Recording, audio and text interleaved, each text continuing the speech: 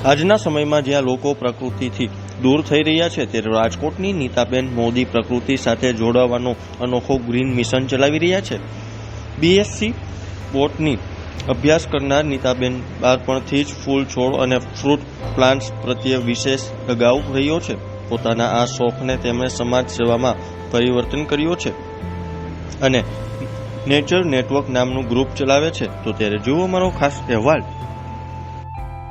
મને નાનપણથી છોડ અને વૃક્ષો વાવવા એનો શોખ વધારે હતો કે નાના નાના ફ્રૂટ વાવવા કે જેને લીધે મને મારા ઘરે નાના નાના ચકલી છે કે બુલબુલ છે કે એવા પક્ષીઓ આવે ને એનો અવાજ સાંભળવા મળે। નાનપણમાં આપણને એ જ વધારે હોય કે કુદરત સાથે વધારે રહેતા હોય આપણે જ્યારે નાના હોય ત્યારે। એ જ વસ્તુ મેં આજ સુધી કન્ટિન્યુ રાખી છે કે મને કુદરત સાથે જીવવું વધારે ગમે છે। એટલે આ પ્રયત્નો ને અત્યારે અમે આ વસ્તુને આગળ વધારવા માટે અમે ધીરે ધીરે આ કામ કરી રહ્યા છે પર્યાવરણની રક્ષા થાય હેતુથી।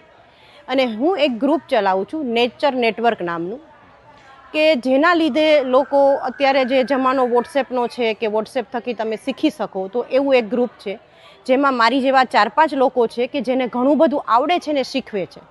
ધારો કે આજે મેં એક ગુલાબ વાવ્યું તો ગુલાબમાં હું કયું ખાતર કે એવું ઘરમાંથી શું વસ્તુ એવી નાખું છું કે જેમાં ફૂલ વધારે આવે તો હું આ વસ્તુ શેર કરું। ઘણા લોકો જ્ઞાન છુપાવે છે પણ જ્ઞાન છુપાવવા માટે નથી, જ્ઞાન વેચવા માટે હોય। એ હેતુથી અમે આ ગ્રુપ બનાવ્યું છે કે મારું જ્ઞાન બીજાને મળે ને બીજાનું મને મળે।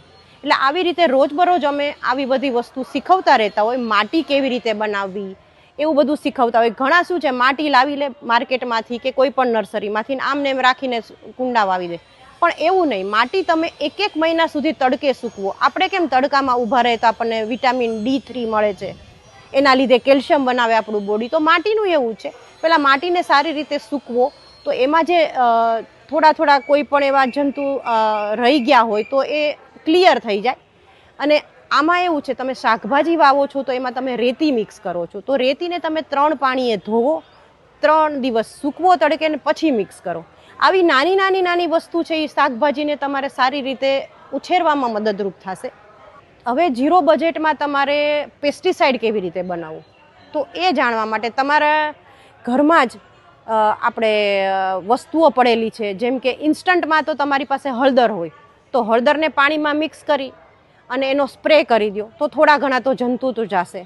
અને એક કપૂર આવે, કપૂરનો દીવો તમે તમારા ગાર્ડનમાં કરો, રોજે સાંજે કરો તો એવા જીવજંતુ હશે ને એવા ઓછા આવશે, પ્રમાણ ઘટી જશે એનું। અને હજી એક વસ્તુ કે તમારા ઘરમાં એલોવેરા તમે ઉગાડ્યું હોય તો એલોવેરાના સાવ ઝીણા કટકા કરી પાણીમાં મિક્સ કરીને 1 દિવસ રાખો, પછી એટલું જ બીજું વધારાનું 1 લીટર પાણીમાં એ નાખી અને તમે બધાને સ્પ્રે કરો તો તમારે જે ઘરમાં નાના જીવજંતુઓ શાકભાજીમાં રહેતા હોય એ નીકળી જાય સહેલાઈથી। એટલે તમે આવી બધી વસ્તુ ઝીરો બજેટમાં કરી શકો છો। તો એ વસ્તુનું ખાસ ધ્યાન રાખો। અને માટી બનાવતી વખતે તમે માટી, રેતી, ઘરમાં બનાવેલું કોઈ પણ ખાતર અથવા તમારા ઘરના ગાર્ડનના જે કોઈ પાન હોય એ પાનને ડ્રાય કરીને તમે નાખો। હવે લોકો ઘરે NPK બનાવે છે, એ કેવી રીતે બનાવાય તો પપૈયાની છાલ છે, કેળાની છાલ છે, કાંદાની છાલ છે, ડુંગળીની છાલ છે, એ બધી છાલ મિક્સ કરો અને આને તમે સૂકવો। બટેટા ખાસ બટેટાની જરૂર છે NPKમાં ટોટલ પૂરું કરવા માટે। બટેટાની છાલ, પપૈયાની છાલ, કેળાની છાલ અને બાકી જે કાંઈ પણ થોડા ઘણા લીંબુ, સંતરા એવા હોય એ બધું સૂકવીને પછી એનો પાવડર કરીને આપો 2 ચમચી, તો એ બહુ સારું ફર્ટિલાઇઝર ઝીરો બજેટમાં આપણા ઘરે થઈ જાય છે।